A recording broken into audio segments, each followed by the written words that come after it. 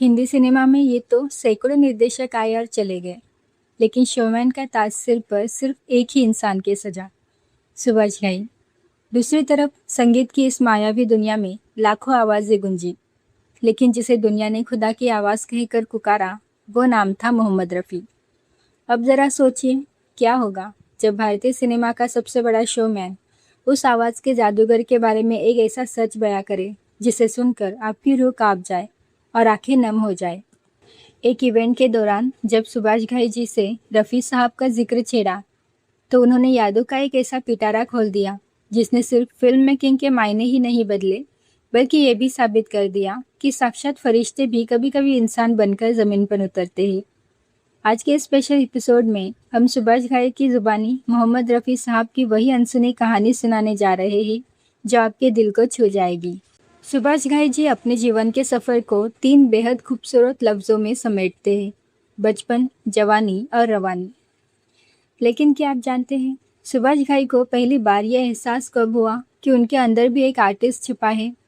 किसी बड़े film set पर नहीं, किसी भव्य स्टूडियो में नहीं, बल्कि अपने स्कूल के एक छोटे से लकड़ी के स्टेज पर। बात तब की है जब सुभाष घाई महज एक बच्चे थे। स्कूल के एनुअल फंक्शन में उन्होंने मोहम्मद रफ़ी साहब का मशहूर भजन गा दिया, बड़ी देर भई नंदलाला। जैसे ही उस नन्हे सुभाष के गले से रफ़ी साहब की तान निकली, पूरा हॉल तालियों की गड़गड़ाहट से गूंज उठा।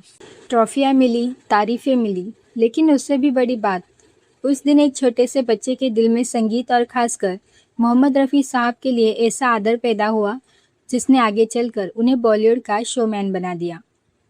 बचपन का वही एक जुनून उन्हें एफटीआई की दहलीज से होते हुए सीधे मुंबई की फिल्में रवानी तक ले आया। समय तेजी से बदला। सुभाष घाई ने इंडस्ट्री में कालीचरण और विश्वनाथ जैसी ब्लॉकबस्टर फिल्में देकर अपना लोहा मनवा लिया था। नाम था, शोहरत थी, लेकिन उनके दिल में एक टिस, एक अधूरी ख्वाहिश अब भी बाकी थी।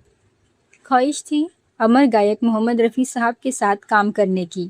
और फिर आया ऐतिहासिक साल 1980। फिल्म बन रही थी कर्ज। संगीत की कमान संभाली थी लक्ष्मीकांत प्यारेलाल की जोड़ी ने। सुभाष घाई जी की एक पुरानी आदत थी, वो जब भी कोई गाना रिकॉर्ड करते थे तो सिंगर्स के आने से घंटों पहले स्टूडियो पहुंच जाते थे। वो कंपोजर्स के साथ बैठकर गाने के मिजाज और उसकी रूह को समझते थे। उस दिन एक बहुत बड़ा रिस्क लिया जा रहा था। गाना था दर्द दिल। असलियत ये थी कि ये एक विशुद्ध गज़ल थी, लेकिन फिल्म का हीरो एक मॉडर्न पॉप सिंगर था। अब गज़ल को एक पॉप स्टार से कैसे गवाया जाए? सुभाष घाई ने एक ज़बरदस्त तजुर्बा किया। उन्होंने शास्त्रीय गज़ल को वेस्टर्न पॉप रिदम में ढाल दिया। आज ये आम बात लग सकती है, लेकिन 1980 के दौर में ये एक बहुत बड़ा जुआ था। और तभी रिकॉर्डिंग स्टूडियो का भारी दरवाज़ा धीरे से खुला। दरवाजे पर जो इंसान खड़ा था, उसे देखते ही कमरे में सन्नाटा छा गया। साक्षात मोहम्मद रफ़ी साहब मुस्कुराते हुए अंदर दाखिल हुए। सुभाष घाई बताते हैं कि फिल्म इंडस्ट्री में हर किसी का अपना रुतबा, अपना ईगो होता है, लेकिन जब रफ़ी साहब कमरे में आए तो ऐसा लगा मानो आसमान से कोई फरिश्ता सीधे ज़मीन पर आ उतरा हो। सुभाष घाई श्रद्धा से झुके और रफ़ी साहब के पाँव छू लिए। तभी जो हुआ उसने सुभाष घाई के होश उड़ा दिए। हजारों अमर गाने गा चुके उस महान गायक ने सुभाष घाई को गले से लगा लिया और बोले, सुभाष जी, मैंने आपकी फिल्म विश्वनाथ देखी है। आप बहुत कमाल की फिल्में बनाते हैं। ज़रा सोचिए, जिस इंसान को सुनने के लिए पूरी दुनिया तरसती थी, वो इंसान एक नए और युवा डायरेक्टर के काम की इतनी दिल से तारीफ कर रहा था। ये थी रफ़ी साहब की सादगी और उनकी महानता की सबसे बड़ी मिसाल। बातों का सिलसिला ख़त्म हुआ और रफ़ी साहब सीधे माइक के सामने जा खड़े हुए।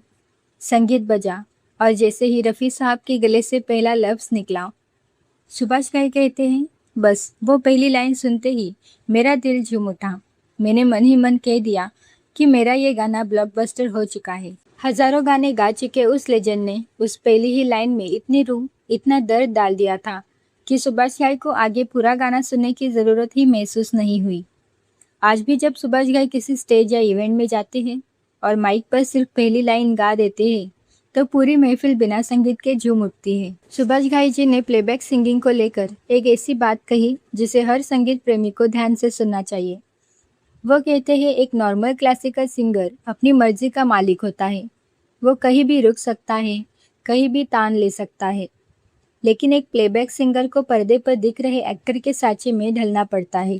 गायक को यह महसूस करना पड़ता है कि पर्दे पर जो एक्टर खड़ा है उसका दर्द क्या है, उसकी खुशी क्या है। स्टूडियो के माइक से लेकर पर्दे पर एक्टर के चेहरे तक की यह यात्रा बहुत बारीक और नाजुक होती है, और मोहम्मद रफ़ी साहब इस नाजुक यात्रा के सबसे बड़े शहंशाह थे। लेकिन फिर वो काला दिन आया जिसने पूरे देश को रुला दिया। 31 जुलाई 1980 रफ़ी साहब की इस फ़ानी दुनिया को छोड़कर अलविदा कह गए।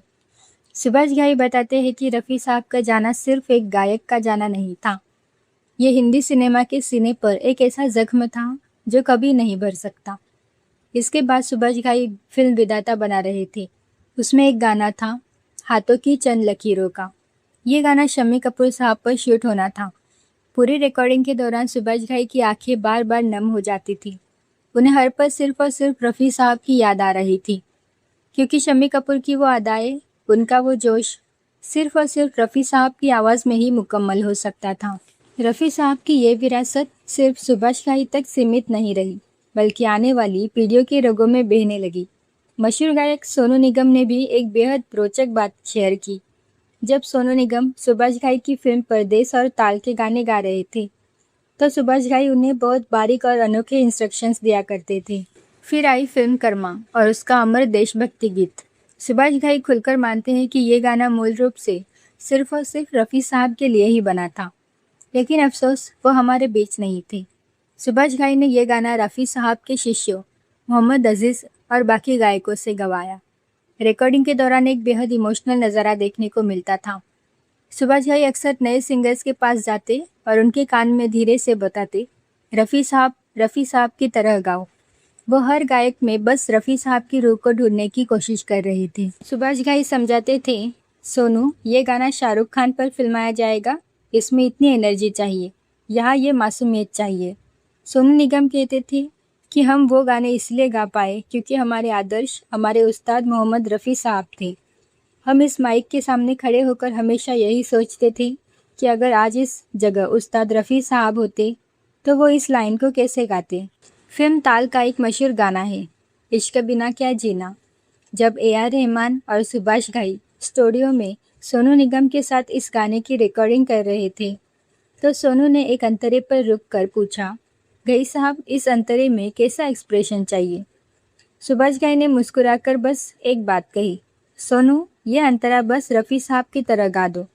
और सोनू निगम एक सेकंड में समझ गए कि उन्हें क्या जादू बिखेरना है। आज भले ही मोहम्मद रफ़ी साहब शारीरिक रूप से हमारे बीच मौजूद नहीं, लेकिन सुभाष घाई जैसे महान फिल्म मेकर्स की यादों में, उनके गीतों में वो आज भी माइक के सामने खड़े होकर दर्द दिल गा रहे हैं।